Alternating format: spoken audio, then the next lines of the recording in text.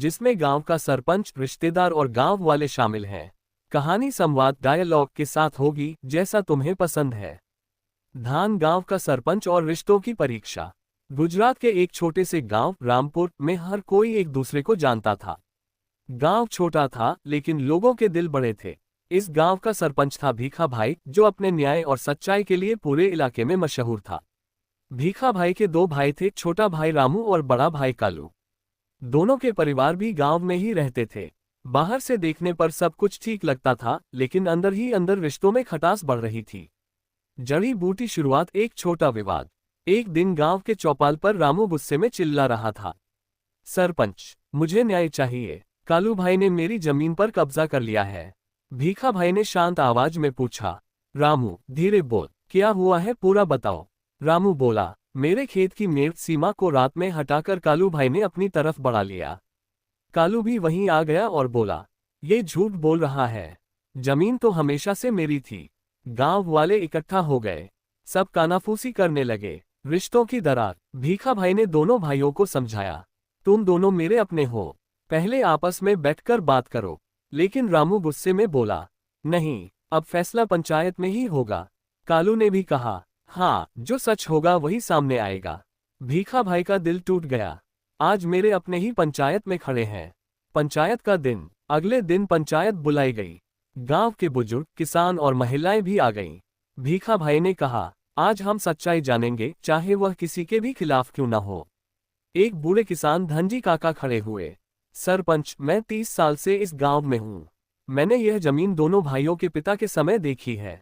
भीखा भाई ने पूछा, तो सच क्या है काका? धनजी काका बोले, जमीन पहले रामू के हिस्से में थी, लेकिन कुछ साल पहले कालू ने उसकी देखभाल शुरू की थी। गांव में सन्नाटा छा गया। पेंसिल फेस, सच्चाई और लालच। भीखा भाई ने कालू से पूछा, भाई, क्या ये सच है? कालू ने सिर झुका लिया, हाँ, लेकिन मैंने मेहनत की है उस जमीन पर। रामू गुस्से में बोला, मेहनत की तो क्या, जमीन तुम्हारी हो गई। भीखा भाई सोच में पड़ गया। ये सिर्फ जमीन का मामला नहीं है, ये रिश्तों की परीक्षा है। दिल टूटना, परिवार में टूटन। घर जाकर भीखा भाई की पत्नी सीताबेन ने पूछा, क्या हुआ आज पंचायत में? भीखा भाई ने दुखी होकर कहा, आज मुझे सरपंच नहीं, भाई बनना चाहिए था, लेकिन अब मैं क्या करूं? सीताबेन बोली, सही फैसला करो, चाहे रिश्ते टूट जाएं, लेकिन न्याय नहीं टूटना चाहिए। हाई वोल्टेज फैसले की घड़ी। अगले दिन फिर पंचायत बैठी। भीखा भाई खड़ा हुआ और बोला, मैंने सबकी बात सुनी है और मेरा फैसला यह है। सबकी सांसें रुक गईं। जमीन रामू की है, लेकिन कालू ने उस पर मेहनत की है, इसलिए रामू और कालू दोनों ध्यान से सुनने लगे। कालू को उसकी मेहनत का मुआवजा मिलेगा और जमीन रामू को वापस दी जाएगी। पाउटिंग, गुस्सा और टूटते रिश्ते। कालू गुस्से में बोला, तो तुमने भाई के खिलाफ फैसला दिया। भीखा भाई ने शांत होकर कहा, मैंने सच के पक्ष में फैसला दिया है। कालू चिल्लाया, आज से मेरा तुमसे कोई रिश्ता नहीं। गांव वाले भी चौंक गए। अकेलापन। उस रात भीखा भाई अकेले बैठा था। क्या मैंने सही किया? क्या न्याय के लिए रिश्ते खोना जरूरी था? तभी रामू आया। भाई, माफ करना, मेरी वजह से घर टूट गया। भीखा भाई ने कहा, नहीं रामू, ये लालच था जिसने हमें अलग किया। पौधा बदलाव की शुरुआत। कुछ दिन बाद गांव में सूखा पड़ गया। पानी की बहुत कमी हो गई। गांव वाले परेशान हो गए।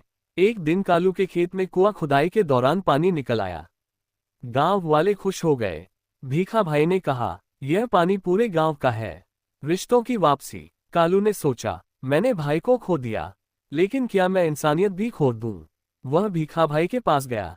भाई, मैंने गलत किया, मुझे माफ कर दो। भीखा भाई की आंखों में आंसू आ गए। रिश्ते टूटते नहीं, बस समय के साथ कमजोर हो जाते हैं। दोनों गले मिल गए। जश्न, गांव की खुशी। रामू भी आया और बोला, अब हम फिर से एक परिवार हैं। गांव वाले खुश हो गए। धनजी काका बोले, देखा, सच्चाई और प्यार हमेशा जीतते हैं। चमकता सितारा कहानी का संदेश। भीखा भाई ने पूरे गांव से कहा, सरपंच होना आसान नहीं है, लेकिन इंसान होना सबसे जरूरी है। रिश्ते जमीन से बड़े होते हैं और सच्चाई रिश्तों को बचाती है। अंत गांव फिर से खुशहाल हो गया।